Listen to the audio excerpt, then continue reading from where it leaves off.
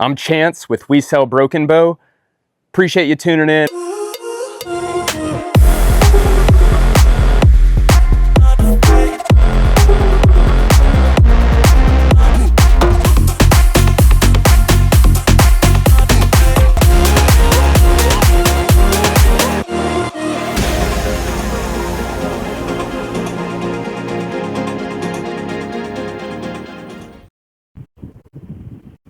All right.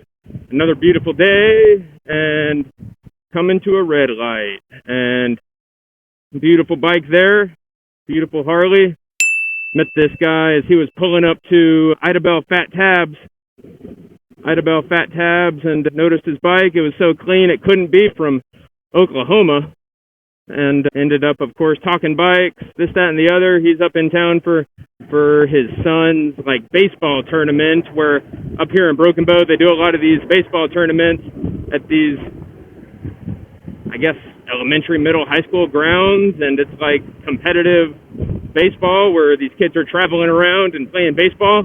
His kid's got a game this evening, wanted to take off on a ride, and he's never checked out the Talimena Scenic Byway up to Mena, Arkansas, where maybe y'all have heard of the movie American Made. Tom Cruise played this real-life character named Barry Seal. I think Barry Seal. I think it's Barry Seal. And long story short, notorious airplane pilot and I guess drug trafficker. Trafficked a lot of drugs up to Mena with the Clinton administration. It's my understanding, allegedly. I guess you got to put allegedly on everything these days, because maybe that was proven, maybe it wasn't. I don't think the Clintons were necessarily portrayed or featured in the movie American Made, but I want to say around that time frame that this had all occurred with Barry Seal, let's say. I'm assuming it's not Barry Siegel. Clintons were around and kind of involved in politics in Mena at that time. So interesting history. And so for temperature's sake, it's nice that it's a little overcast. I'm going to say that this is one of the most scenic routes up north past Broken Bow and Hochatown, of course. More scenic routes, even if you're in a car. It's a super cool scenic route, but trafficked by frequented by a lot of motorcycle riders and motorcyclists and that sort of thing. So definitely be careful on the roads. Watch out for motorcycles. Watch out for anyone. Don't be acting a fool crossing these double yellows like these folks did yesterday on me as I was rolling down into Carson Creek to get some footage of what folks were up to at the lake and just showing y'all what folks are up to. This, that, and the other, showing folks around, developments in Broken Bow, all of that. And long story short, I was going down Carson Creek. All of a sudden I looked behind me and noticed this Chrysler Pacifica minivan in my butt. And so I'm signaling to him, hey, get back, man. I didn't start flipping them off, no, nothing like that. Wasn't acting wild. Definitely not on this Harley, on these state roads back there, windy roads with gravel around and stuff like that. No one can convince me that I was driving recklessly, that sort of thing. And so that's what these folks are going to say, right?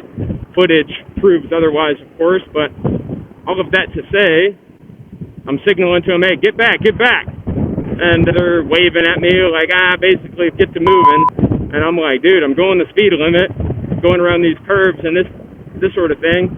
And sooner or later, they come flying by me, crossing the double yellows, getting in front of me, and basically cutting. In fact, I would say that the two of their passenger side wheels probably didn't even cross the yellows. That's how close they got to me and got in front of me.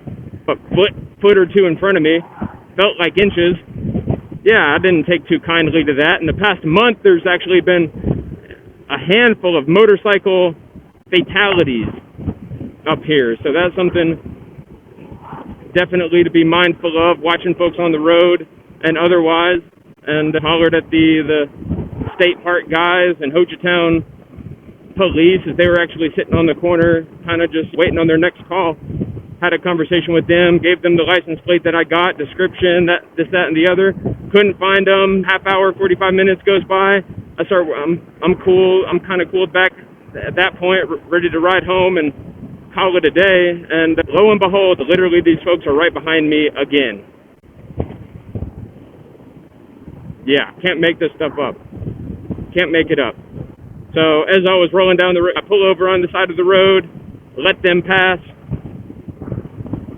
kind of assuming and hoping that if I didn't press an altercation on them, they're not going to press an altercation on me.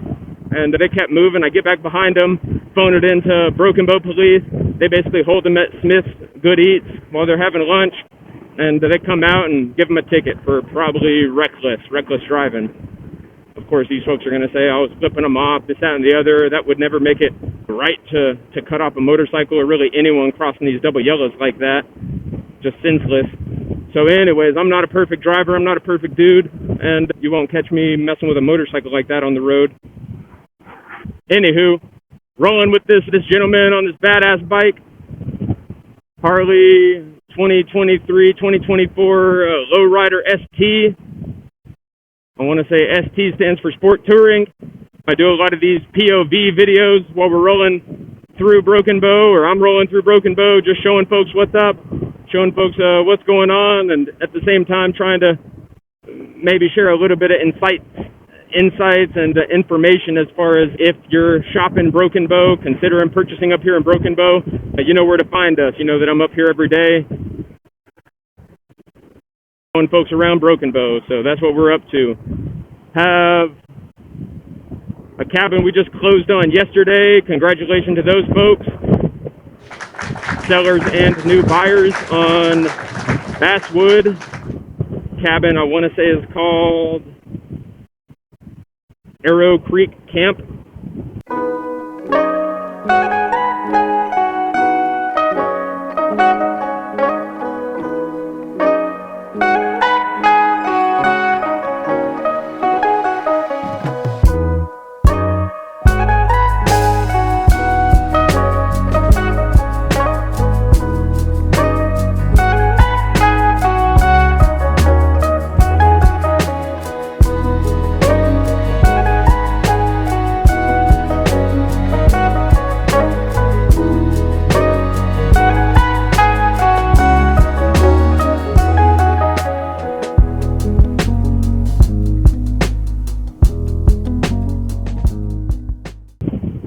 Really cool 3-bedroom, traditionally styled cabin. We got modern cabins, contemporary cabins, lodge style cabins, ultra modern, ultra rustic.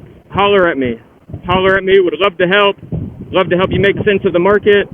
Here's the thing, what I hear a lot, and of course there's such a wide spectrum of folks shopping up here, from first-time investors to 30th property investors, folks that own hotels and apartments and hedge funds, super white collar, blue collar business owners, this, that, and the other. Here's what I'll say. I definitely encourage, if you're purchasing a short-term rental, definitely I recommend purchase conservatively.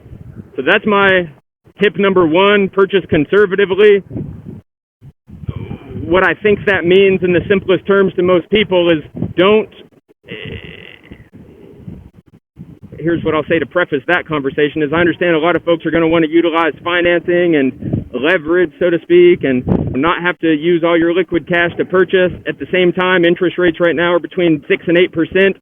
So the cost of borrowing that money is it's substantial if you look at it amortized over the life of the loan or the life of ownership. And so when I say purchase conservatively, maybe I'll first say I don't recommend putting all of your savings and all of your rainy day money in an investment like this that may take 5-10 years for you to really get the spread on the investment that was worth your while, and such that you're not putting all of your liquidity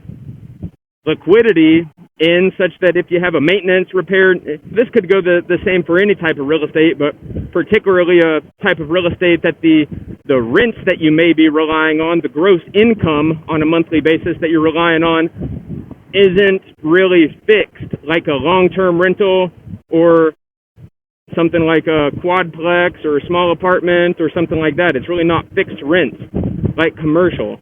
These properties are oftentimes financed similarly to a commercial investment property, not on 30-year fix. I see a lot of folks buying on these 25-year ARMs, 5-year fixes.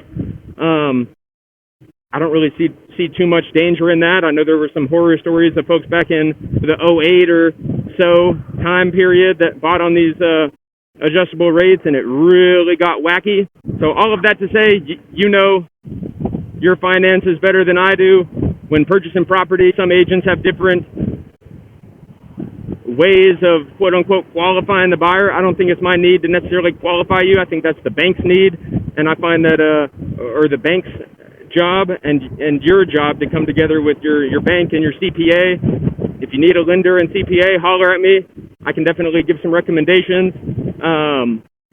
So anyways, what we're seeing in the market right now is prices have been coming down for the past couple years. We're now at 6,000 or so of these cabins in the greater Broken Bow Hochatown area that for the most part serve these short-term rentals. And a few folks live in them, really not many. Some folks probably file it as their residence lawfully and really don't live here full-time. That's my read on things. A cool freaking place. This is a cool freaking place, y'all. Some folks might, especially folks like me that were born in the Metroplex like Dallas, might find it a little boring with less eating options, less commercial establishments, whatever folks like to do in their 20s, 30s, 40s. Less things to do, no question. But ultimately, Texarkana, Paris, Texas is less than an hour away. Dallas, you can probably get down to Dallas if you're on one of these things in under 3 hours. Even any vehicle is kind of a joke. So yeah, cool place to be if you're kind of into a more rural, up and coming vacation destination that has good down home, I guess you could say, values for the most part. Folks get along well together. There's definitely some of the small town drama and cliques a little bit, but that's not the majority. You got to watch out for folks at these intersections, that's for sure. And so, Naaman's Barbecue up here, that's a cool barbecue spot I recommend. And really good chicken sandwich in there. I'm really not all into the barbecue, super heavy barbecue and stuff. Sausage links, try and stay away from pork. Says Leviticus. And beautiful riding. I'll probably start a time lapse here in a few to time lapse up to the Talimena Scenic Byway. I'm going to keep this video more so about the Scenic Byway and beautiful scenic route up here north of Broken Bow. There's some cool stuff up on into like North Amina for ATVs, side-by-sides and stuff like that. Some folks get their kicks out of running side-by-sides around here. I've really still yet to find the really cool elaborate trail systems. Maybe I've just not looked far enough, hard enough, busy enough. I'll share with you before I log off and begin the time lapse.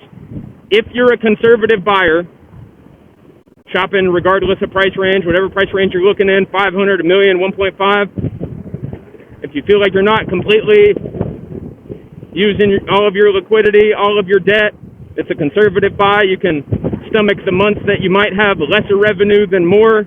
You're counting on the long haul of appreciation, the pay down on the debt, the long-term tax benefits, bearing in mind the nature of recapture if you were to sell, understanding your strategy. That's stuff that I am not going to advise on, but can prompt you to consider certain things and have conversations with the right folks, aka CPAs and stuff like that. And so it could be a good time to buy. We're seeing inventory coming down because people are not building at the rate at which we were building.